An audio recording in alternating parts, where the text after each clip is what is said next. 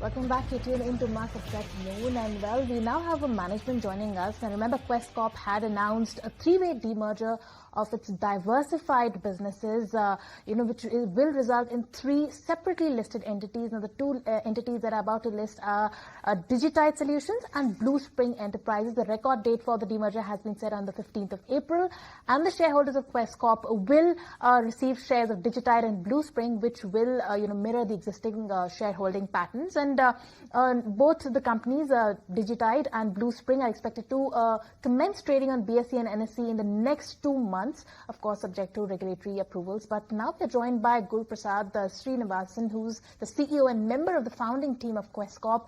Hi, Mr. Srinivasan. Thank you so much for taking the time out and joining us today.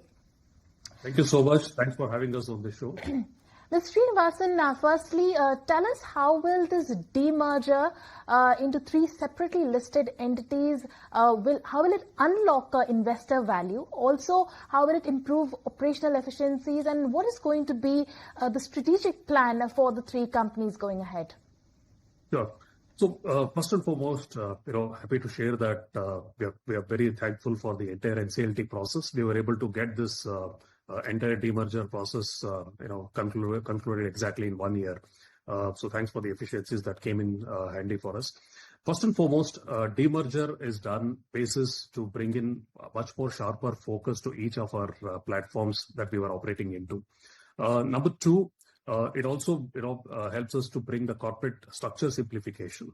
And number three, brings a very unique position in terms of accelerating our digital journey for each of the platform, bring in much more innovation and agility into the business. So from that standpoint, last but not least, it also helps us to pursue our investment strategies in each of these platform the way it is expected to be for the platform. So what does it mean? These are now Quess Corp is going to be the remaining company, which will be the workforce management company.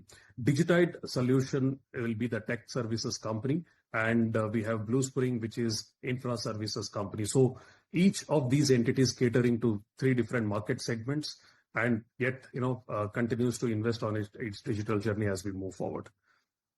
All right. Good afternoon, Mr. Srinivasan. This is Srishti also joining in, but there's been lots happening globally, and what we understand that Quess Corp for now drives over 20% its revenue from the North American markets. What we are seeing is that there are concerns in that market and definitely the news flow around tariffs. So help us understand that as a company, how are you looking into this whole tariff situation? What could be the likely implications on the demand scenario, at least in the near term? And in the medium term, what are the projections? Sure. As you rightly said, total impact of international revenues for Quess is have been below 20%. So if I were to really break that further into by each company, Quess Corp would have the least in terms of presence in North America. So majority of our business is India, and small portion comes from the Asia Pacific region. So we really don't see an immediate impact into Quess Corp. When I talk about Digitide, yes, we do have operations. About 20% of our revenue comes from US. However, the segment that we are into is kind of lifeline in terms of the customer service management or customer expected management. So from that standpoint, we are not seeing any immediate impact.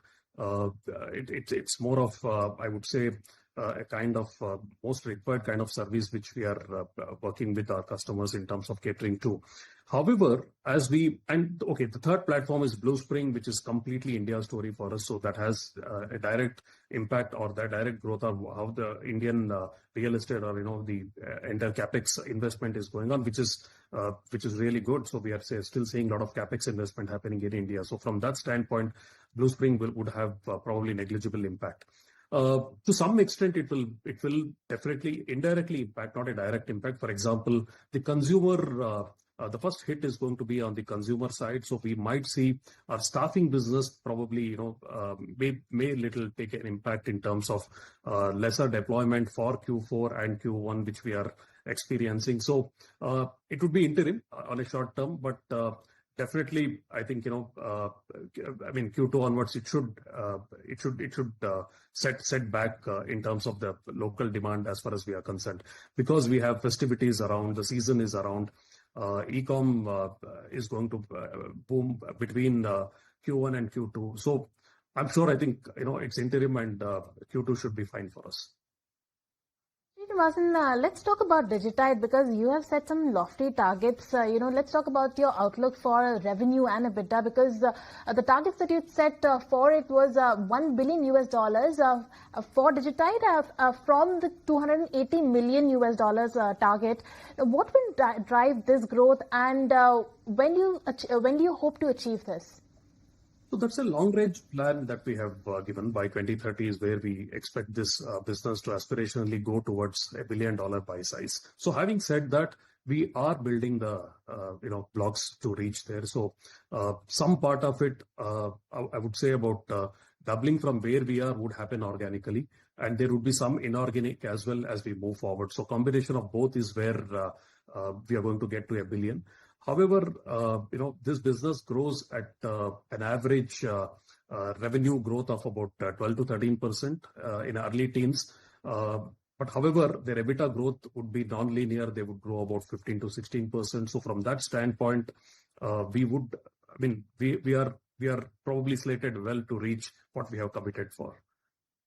All right, all eyes on that. That's a long-term target that you have set. But Mr. Srinivasan, what's been happening with the company is that you guys have been focusing to reduce your debt profile and your debt on the books. But given the near-term hiccups that you just talked about, help us understand that for the full year, any projections that are already in line or already in works where we can see your debt profile improving going ahead?